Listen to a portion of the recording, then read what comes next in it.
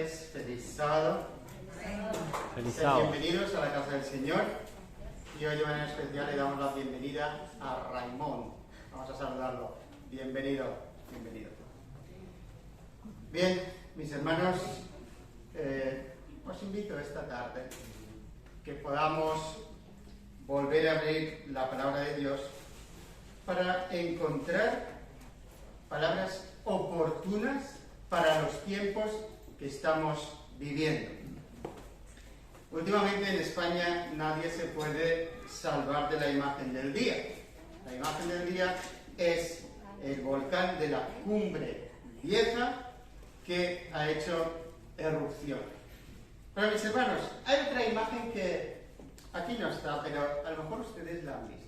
¿Han visto que se ha salvado una casa en el camino del volcán? ¿No es interesante? ¿No es interesante? Yo he tirado esa imagen, viene lava por el lado derecho, por el lado izquierdo y va bajando paralelamente. La lógica era, bueno, va a cruzar por aquí, va a quemar esta casa y va a seguir quemando. Sin embargo, pues hace un recorrido así, dándole la vuelta y luego sigue bajando. Interesante, ¿no? O sea que incluso en un momento así, delante de un volcán, puede haber una excepción. Y lo que os propongo que tengamos en mente de esta imagen es que hay excepciones de las normas. Y en la venida del Señor, que será parecido a esto lo que ocurra con la tierra, habrá gente que se salve.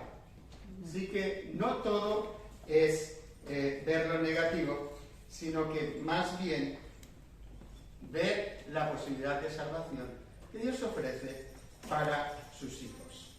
Pues mis hermanos, el tema de esta tarde os propongo que lo centremos en la persona del Señor Jesús, en su misión que inició hace tiempo y entender el porqué de las cosas.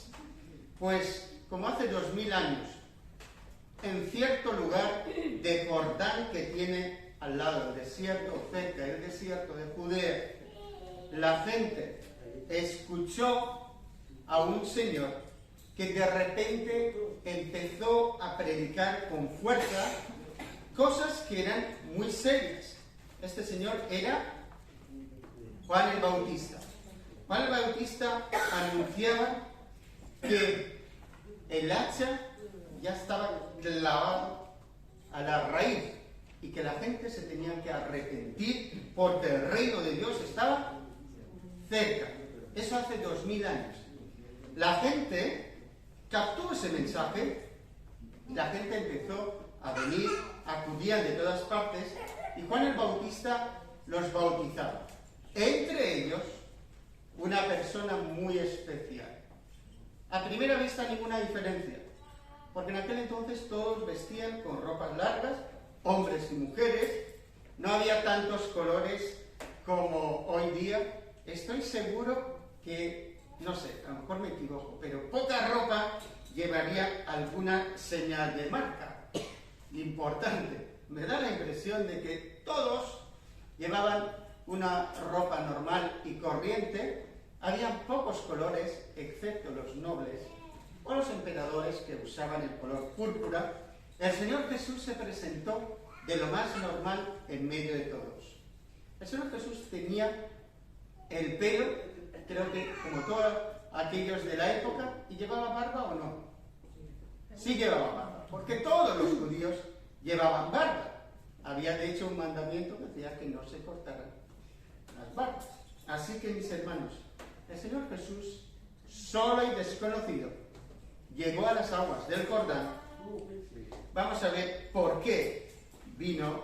Si nosotros abrimos la Biblia en Lucas, podemos, Lucas capítulo 3, ¿vale? Pues resulta que aquí ocurría un fenómeno en ese momento. Como el pueblo estaba a la expectativa, preguntándose todos en sus corazones si acaso Juan sería el Cristo, respondió Juan diciendo a todos: yo a la verdad os bautizo en agua, pero viene uno más poderoso que yo, de quien no soy digno de desatar la correa de su calzado. Él os bautizará en espíritu y fuego. Había una expectativa en el pueblo. Hay una expectativa hoy día. Y hay una expectativa en el pueblo cristiano, y no solamente en esta iglesia, que sabemos por la profecía claramente que estamos viviendo los tiempos de la venida de Jesús, pero también ocurre que en otras iglesias pasa lo mismo. Hay muchas iglesias donde se está hablando de la venida del Señor Jesús de una manera clara. Y eso no sorprende, mis hermanos, porque el Espíritu de Dios es el que transmite esta verdad. Juan el Bautista anunció la primera venida de Jesús. El pueblo cristiano de este momento anuncia la segunda venida de Jesús. Pero ¿qué es lo que hizo la diferencia entre Jesús y todos los demás? Vamos a leer el versículo 21. Aconteció que cuando todo el pueblo se bautizaba, es interesante, mucha gente respondió al llamado de Juan. Cuando todo el pueblo se bautizaba, también Jesús fue bautizado, y mientras oraba, el cielo se abrió y descendió el Espíritu Santo sobre él en forma corporal, como paloma, y vino una voz del cielo que decía: tú eres mi Hijo amado, y en ti tengo complacencia. Este es el momento en el cual el Señor Jesús es identificado como Mesías. Este es el momento en el cual el Espíritu Santo inaugura el trabajo ministerial del Señor Jesús, terrenal, de 3 años y medio, y a partir de ahí, el Señor Jesús, lleno del poder del Espíritu, empieza su obra. Lo que os propongo que veamos esta tarde es cómo el Señor Jesús construyó una iglesia. El Señor Jesús no vino solamente para hablarnos, sino vino para formar una iglesia que siguiera su misión. Pues conocéis que el primer acto del Señor Jesús fue tomar un tiempo de 40 días, fue tentado en ese periodo, pero cuando volvió de ahí, en Lucas capítulo 5, es descrito el momento en el cual el Señor Jesús se identifica y se diferencia su poder y su autoridad entre los hombres y en la naturaleza. En Juan 5 está el capítulo de la pesca milagrosa, pero también es el llamado de los primeros discípulos. Vamos a leer esta historia, que es muy interesante. Aconteció que estando Jesús junto al lago de Genesaret, el gentío se agolpaba sobre él para oír la palabra de Dios. Esto a mí me llama la atención. Me llama este deseo de la gente de escuchar la palabra de Dios. Se agolpaban y me sorprende, porque a día de hoy no es así. Es todo lo contrario. Aquel entonces la gente buscaba y se agolpaba para escuchar la palabra de Dios. Vio 2 barcas que estaban cerca de la orilla del lago. Los pescadores habían descendido de ellas, lavaban sus redes. Entró en una de aquellas barcas, la cual era de Simón, y le rogó que la apartara de tierra un poco. Me voy a parar en este momento. ¿Quién era Jesús? Jesús es el Hijo de Dios, que vino, que tomó cuerpo, vivió en medio de nosotros y dio su vida por nosotros. Pero también era el creador del universo. ¿De quién era el lago Genesaret? De Jesús. ¿De quién era el barco de Pedro? De Simón. De Jesús. ¿Con qué madera? De hecho, todo era de Jesús. Todo. Pues es muy curioso que la educación del Señor Jesús es sorprendente. Porque dice, le rogó a Pedro. ¿Jesús podía haberle mandado, sí o no? Claro que sí. Tenía la autoridad de mandar a cualquiera. Sin embargo, Jesús le rogó. Me sorprende. Y al mismo tiempo, mis hermanos, yo puedo testificar que en mi vida he saboreado la misericordia de Dios, la bondad de Dios, la sensibilidad de Dios, la sensibilidad de Cristo. es un Dios que vale la pena, es un Dios que vale la pena buscar, es un Dios que vale la pena escuchar y es un Dios que vale la pena obedecerlo. Tiene un corazón tan noble. Pues el Señor Jesús le pide, por favor, a Pedro que se aparte un poquito. Pedro no sabía lo que le iba a esperar, porque iba a vivir su experiencia de pesca más extraordinaria de toda su vida. Y era pescador. Y la gente que nacía a la orilla del lago Genesaret, todos eran pescadores. Todos sabían pescar. Porque era lo normal de aquel tiempo y de aquel lugar.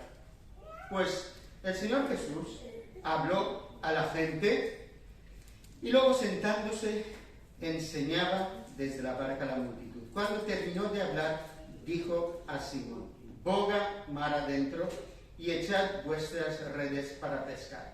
Respondiendo Simón le dijo: Maestro, toda la noche hemos estado trabajando y nada hemos pescado, pero en tu palabra echaré la red. ¿Cuál era la respuesta lógica que podía haberle dado Pedro?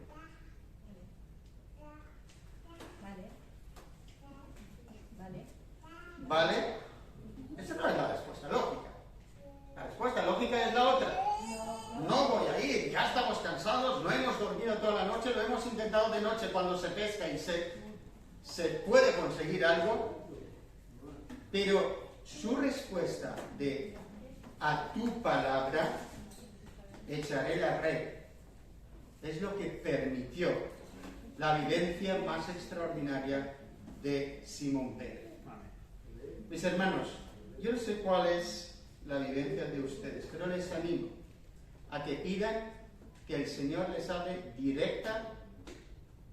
directamente, expresamente, cuando tienen que tomar una decisión importante en su vida. Pidan al Señor que les hable y que les dé su consejo y su opinión. El Señor hace eso. El Señor habla. El Señor escucha, oye y contesta. Amén. Solo que pide ser coherentes en dos cosas. Primero, si se lo pedimos, estar dispuestos a hacer lo que Él nos diga. Y segundo, que esperemos hasta cuando Él nos conteste. Hacerlo por hacer, como mandándole a Jesús, no funciona realmente. Pero mis hermanos, con la disponibilidad de conocer a Dios, podemos llevarnos sorpresas fantásticas. En este caso, la palabra de Pedro, que se puede aplicar a niveles micro, como hemos hablado, y a niveles macro. A niveles macro, la ilustración del volcán de la Cumbre Vieja, que acaba de hacer erupción, puede ser una imagen de este mundo. No hay nada que pueda parar la lava de un volcán. Absolutamente nada. No hay nada con que desviar siquiera los efectos. Y todos los especialistas que les preguntaban: ¿cuánto va a durar esto? ¿Cuánto tiempo? No lo sabemos. Calculamos que no sé cuántas toneladas va a echar fuera, van a llegar al mar, no lo sabemos. Es que dependemos realmente de lo que ahí ocurra. No se puede parar con nada. Como seres humanos no podemos intervenir. Y esto es una imagen, mis hermanos, del fin de este mundo, en el cual, querramos o no, vamos a participar. Pero la buena nueva es que en esta erupción, mis hermanos, no murió nada. ¿Por qué? Porque escucharon las advertencias de aquellos que habían estudiado qué es lo que estaba pasando. Entonces todo el mundo se apartó, las casas que se quedaron estaban vacías y ninguna pérdida de vidas humanas. Y esto es fantástico. Amén. La segunda venida es anunciada por el Señor desde el Antiguo Testamento, pero de una manera muy clara por el Señor Jesús y por los Evangelios. Y el deseo del Señor es que todos se salven. Amén. Y los Amén. Que se van a salvar, mis hermanos, son los que obedezcan la voz de Dios.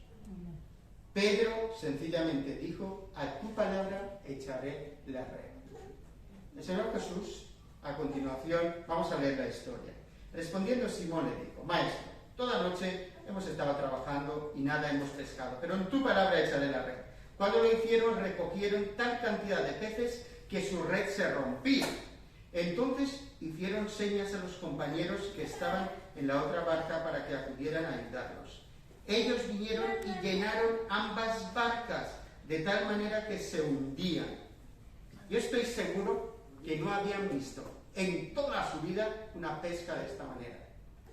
Y ahí deben de comentar, mis hermanos, el creador de este universo no solamente mantiene el universo, sino que se comunica con el universo. El Señor Jesús puede hablarles a los peces lo escuchan y lo entienden. ¿Es verdad o mentira lo que digo? Aunque suena historia para los niños, ¿eso es verdad o no? ¿Cómo es que le pudo decir el Señor Jesús a Pedro: ve y tira tu caña y vas a pescar un pez que va a tener en la boca una moneda de tal valor que tú cogerás y pagarás el impuesto para ti y para mí? ¿Os acordáis de esa historia? Sí. Bueno, ¿cómo es que habéis visto por aquí? Podemos hacer snorkel, que por cierto, en ciertos lugares por aquí es preciosa. ¿Habéis visto algún pez con una moneda en la boca? Yo llevo tiempo buscándolo y no lo he encontrado por una moneda de oro, ¿no? No es lo normal. Sencillamente el Señor le mandó a ese pez que hiciera eso. Y en la pesca milagrosa, sencillamente el Señor llamó a los peces. Y fueron tantos que se hundían los barcos. Pero ¿cuál fue la reacción de Pedro? Ellos vinieron y llenaron ambas barcas de tal manera que se hundían. Viendo esto, Simón Pedro cayó de rodillas ante Jesús diciendo: apártate de mí, Señor, porque soy hombre pecador. Señor Jesús aquí se evidencia y se muestra como el Señor y Creador del universo, junto con la obra de maestro que estaba haciendo, porque Pedro ya lo conocía y lo reconocía como maestro. Por la pesca que habían hecho, el temor se había apoderado de él y de todos los que estaban con él. Hombres fuertes, conocedores de la mar, que salían a pescar por la noche y no tenían los reflectores de hoy día. Sin embargo, les entró un temor. También estaban allí Jacobo y Juan, los denominados hijos del trueno, que eran compañeros de Simón. Pero Jesús dijo a Simón: no temas, desde ahora serás pescador de hombres. Mis hermanos, la pesca milagrosa fue solamente la ilustración, pero era la ilustración de algo grandioso. Era la ilustración de la salvación de la gente, de este mundo. El Señor Jesús vino aquí para revelarnos la verdad sobre Dios, sobre todo para revelar al Padre, la verdad sobre nosotros mismos, sobre quiénes somos, de dónde venimos y a dónde podemos ir, y la verdad sobre el gran conflicto. El Señor Jesús también instituyó una misión y una iglesia. Y aquí vemos la iglesia incipiente del Señor Jesús. Estos que habían estado en el barco, que habían experimentado lo que Jesús hizo con ellos, estos fueron los primeros miembros de la iglesia de Jesús. Vamos a ver, dando saltos sencillamente, vamos a ver un poquito cómo evolucionaron las cosas en la iglesia de Jesús, porque la gente empezó a venir muchos a seguirle, pero no eran solamente los que lo seguían, sino que había una categoría de personas que eran discípulos suyos en el sentido de que les seguían a todas partes. Él llamó a esta iglesita, que luego definió en cuántas personas. ¿Cuántos fueron? 12, los 12 apóstoles. Luego más tarde el Señor Jesús hace un envío de ¿cuánta gente? 70 para que anuncien el reino de Dios, que el reino de Dios se ha acercado, y manifestar el poder del Espíritu Santo. A día de hoy, mis hermanos, tenemos a disposición poder anunciar la cercanía del reino de Dios, pero necesitamos el poder del Espíritu Santo. Lo estamos haciendo con los recursos que tenemos, pero mis hermanos, bajo el poder del Espíritu Santo, tiene que ser algo completamente distinto. Yo se lo pido al Señor, y esta semana mismo estábamos haciendo un estudio bíblico con los chicos que se van a bautizar de Inca, son 2 jóvenes, y justamente hablábamos de los dones espirituales y los dones del Espíritu, y los hemos vuelto a leer en la Biblia, en 1 Corintios 12, y son muy distintos de lo que nosotros estamos experimentando, lo que te deja con una sed y con un deseo de que eso vuelva a pasar y vuelva a ocurrir. Y la Biblia nos anima, el apóstol Pablo nos anima a que busquemos los mejores dones. Entonces, Cristo no solo los llamó, sino que también los capacitó. Así creemos también en torno a las personas que son llamadas a llevar un ministerio en la Iglesia. Y hoy vamos a, de alguna manera, reconocer con nuestro voto a todas esas personas llamadas. Y vamos a pedir y pedimos al Señor que les bendiga y les fortalezca. Y también agradecemos a todos aquellos que han estado trabajando en la Iglesia en este periodo anterior. Es un llamado del Señor Jesús. El Señor tenía por objetivo muy claro formar una Iglesia en la tierra. Pero hubo un momento muy curioso en la labor del Señor Jesús. Ese momento se encuentra en Juan capítulo 6. Acompáñenme por favor en la lectura. En Juan capítulo 6 encontramos el discurso del pan de vida. El Señor Jesús empezó a decir unas cosas que eran sorprendentes o demasiado sorprendentes para la mente de aquella gente. En el versículo del 53, Juan 6, Jesús les dijo: de cierto os digo, si no coméis la carne del Hijo del Hombre y bebéis su sangre, no tenéis vida en vosotros. El que come mi carne y bebe mi sangre tiene vida eterna, y yo lo resucitaré en el día final, porque mi carne es verdadera comida y mi sangre es verdadera bebida. El que come mi carne y bebe mi sangre permanece en mí y yo en él. Y la gente se quedó no solamente anonadada, sino que reaccionaron negativamente. ¿Qué está diciendo este hombre? Hay 2 posibles reacciones frente a la palabra de Dios. La primera es rechazar lo que Dios dice, y entonces me sitúo yo mismo en una posición más elevada que la del propio Dios. Y la segunda, que es la correcta, es decir: Señor, no entiendo lo que estás diciendo. Ellos que habían visto lo que Cristo hacía, les tenía que haber servido de suficiente base para decir: quizás no hemos entendido lo que Jesús ha dicho. ¿Qué es lo que has querido decir, Jesús? Cuando hablo con las personas que leen el libro de Apocalipsis, de hecho recientemente, tan recientemente como ayer, estuve hablando con la otra persona candidata al bautismo, revisamos algunas cosas de la Biblia y me dijo: la primera vez que leí la Biblia del principio al fin y no entendí nada. Entonces, claro, la palabra de Dios se entiende bajo la inspiración del Espíritu Santo. Y hay que leerla y estudiarla bajo la influencia del Espíritu. Y entonces entenderemos las cosas de Dios. La verdad que las palabras del Señor Jesús son para darse la vuelta e irse. Porque suena a canibalismo. Si lo piensas desde la perspectiva meramente humana y física. Pero el Señor Jesús hablaba espiritualmente. Así que, ¿cuáles fueron los efectos? Al oír esto, muchos de sus discípulos dijeron: dura es esta palabra. Muchos de sus discípulos, no de los otros, de sus discípulos. Dura es esta palabra. ¿Quién la puede oír? Sabiendo Jesús en sí mismo que sus discípulos murmuraban de esto, les dijo: ¿esto os escandaliza?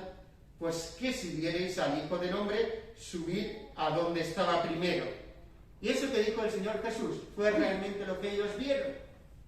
Porque un día, 40 días más tarde de su resurrección, estaban reunidos los discípulos en cierto lugar, y estando Jesús en medio de ellos y habiendo hablado con ellos varias palabras, les dio varias respuestas, de repente Jesús empezó a elevarse.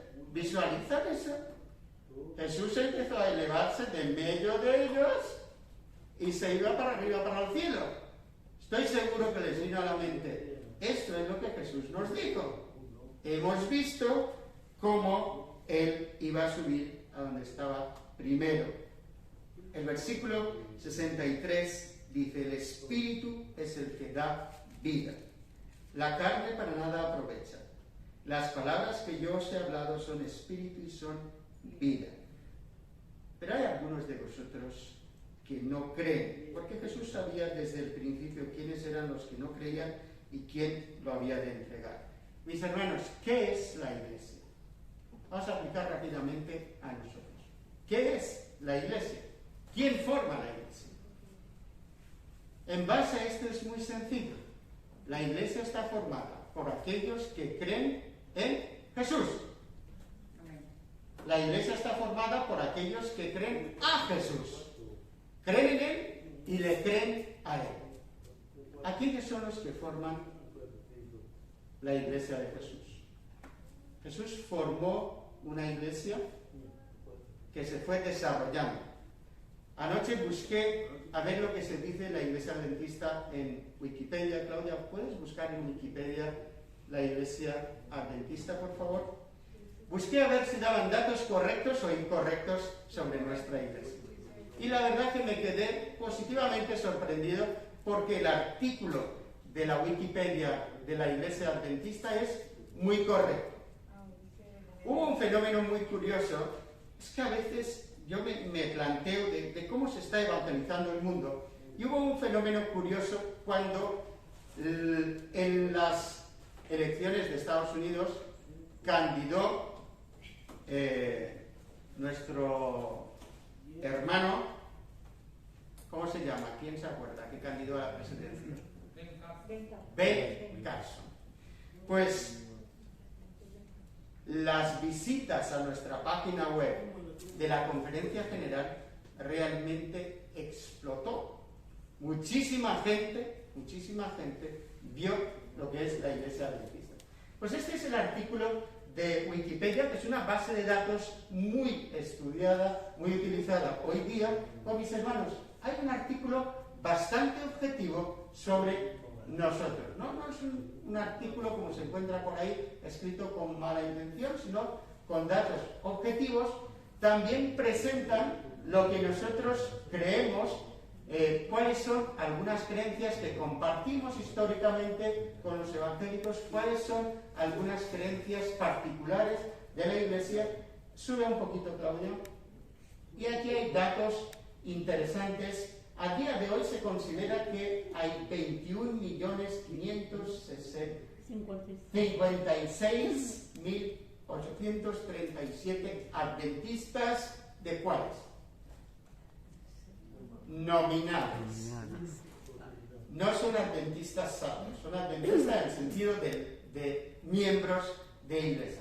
Pero eso es muy interesante, mis hermanos, porque creemos que el remanente de Dios en este tiempo tiene dos características: guarda los mandamientos de Dios y tiene la fe de Jesús y en la enseñanza de esta iglesia. Y por eso estoy aquí. Se presenta la palabra de Dios entera y los mandamientos de Dios todos, y también la fe de Jesús tal como la encontramos en la Biblia. Y eso es lo que predicamos en el nombre del Señor Jesucristo, y de hecho con el Señor Jesucristo en el centro. Por mis hermanos, cuando se produjo entre los discípulos, por eso estoy diciendo que 21 millones, una iglesia de Cristo de 21 millones, es algo muy interesante, muy significativo. Pero también en aquel entonces habían dos categorías de discípulos, que unos, ¿qué es lo que hicieron? Versículo 66, desde entonces muchos de sus discípulos volvieron atrás y ya no andaban con él. Dijo entonces el Señor Jesús a los 12, ¿queréis acaso iros también vosotros? Y aquí se diferencian entre estas dos categorías. Todos eran discípulos de Cristo, pero unos dejaron de ir o de andar con Él cuando su mente y su lógica fue desafiada por lo que Dios dijo.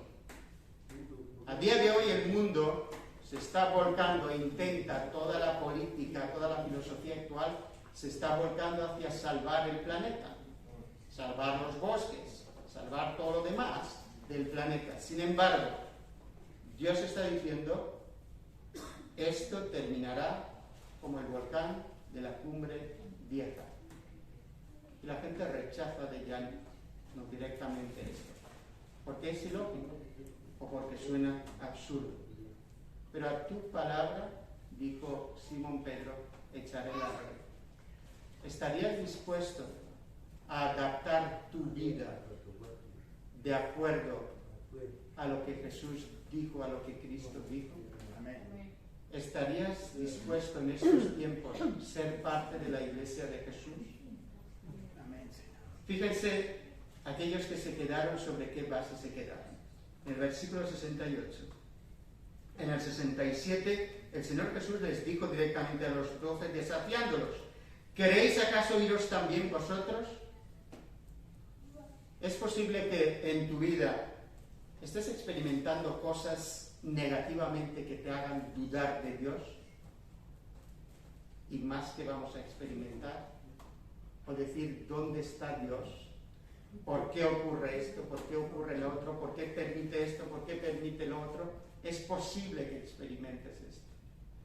Pero la sabiduría de la palabra de Dios nos dice lo siguiente, en la respuesta de Simón Pedro. Señor, ¿a quién iremos? Tú tienes palabras de vida eterna, y nosotros hemos creído y conocido que tú eres el Cristo, el Hijo del Dios viviente.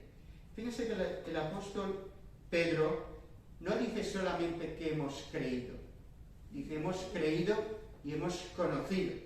Mis hermanos, esto es la base de una fe verdadera. No solamente creer, sino conocer. Pidamos que Dios se nos revele directa y personalmente, para que aunque nos quitaran la Biblia como se hizo a lo largo de la historia, quede en nuestra mente, en nuestro corazón, el haber conocido a Jesús. Y aquellas vivencias no nos las quitará nadie. El apóstol Pablo dijo, yo sé a quién he servido. El apóstol Pablo fue condenado como un malhechor. El apóstol Pablo murió ejecutado, tristemente, por un emperador psicópata. Eso es lo que era Nerón, sencillamente. Y Dios permitió eso. Pero nosotros sabemos que el apóstol Pablo va a compartir el reino con el Señor Jesús. Va a compartir el trono con el Señor Jesús. El Señor Jesús prometió a los 12 discípulos, de los cuales uno ya no está entre ellos, y yo pienso que es el apóstol Pablo quien tomó ese lugar. Les prometió que ellos se sentarían sobre 12 tronos y juzgarían a las 12 tribus de Israel. El apóstol Pablo estará ahí, a pesar de cómo acabó su vida. Os quiero poner una ilustración actual, para que veáis dentro de lo que es este mundo cómo pueden cambiar las cosas. No sé si han escuchado el nombre, a ver si lo digo bien, Paul Rusesabagina. ¿Les suena este nombre de algo? Fue noticia hace poco. Este señor es aquel que es la base de la película El Hotel Ruanda. ¿Alguien ha visto la película El Hotel Ruanda? Unos muy pocos. Les propongo que la vean, porque es la historia de un hombre que salvó 1.200 personas. Este hombre era mitad y mitad, porque en Ruanda habían 2 tribus, 2 naciones, 2 etnias, los Hutu y los Tutsi, y él era mitad y mitad, pero por su documentación era Hutu, había caído en la parte que podían vivir. Sin embargo, su esposa era Tutsi y sus hijos, pues nuevamente, mitad, o 3/4 y 1/4. Pues él, como dirigía un hotel en aquel entonces, este señor salvó 1.200 personas. Fue reconocido por el mundo, recibió un montón de premios, fue invitado en muchísimos lugares para contar su historia. Y sin embargo, no hace mucho, quería también compartir su historia, se le presentó como que era invitado por un pastor del país del norte de Ruanda, de Burundi. Sin embargo, el avión que se lo llevó, realmente lo que hizo fue raptarlo, llevarlo en la capital de Ruanda, y lo acaban de juzgar y condenarlo a 25 años por terrorismo. ¿No es muy interesante? El apóstol Pablo, siervo de Jesucristo, acabó condenado por un psicópata. Si ustedes ven la prensa occidental, desde luego no están de acuerdo con lo que han decidido para este señor. Pero de héroe se ha convertido en terrorista. Dejo esto como planteamiento para que veamos que nuestro mundo, el mundo terrenal, ve con otros ojos de cómo ve Dios. Y eso ocurrió hace muchos años, ocurre hoy día y va a ocurrir más en un futuro. Mis hermanos, el Señor Jesús vino aquí para revelarnos la verdad de Dios y para crear una iglesia. Nosotros somos parte de esta iglesia.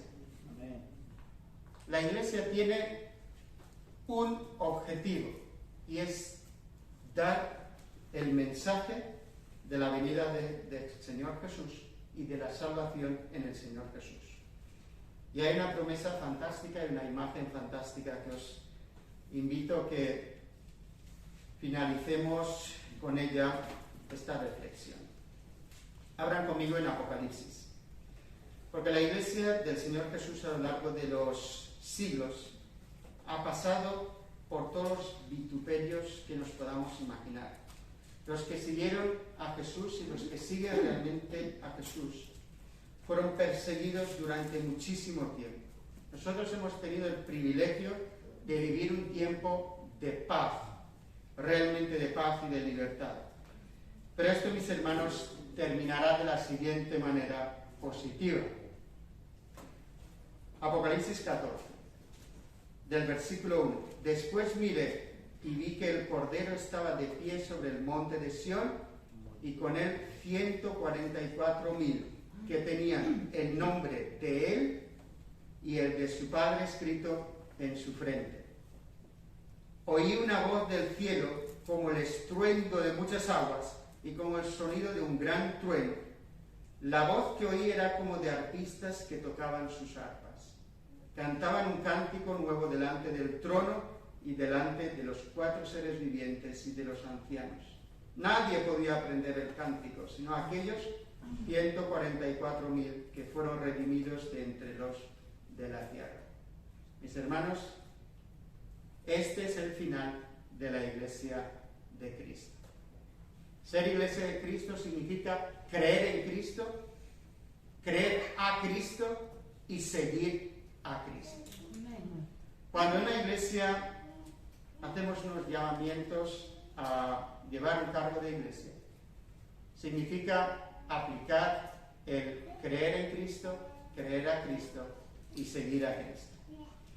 Y es el deseo que tenemos para todos y cada uno de nosotros, que el Señor Jesús, por su Espíritu, engrandezca en nuestra mente, en nuestro corazón, lo que significa creer en Cristo, creer a Cristo y seguir a Cristo hoy.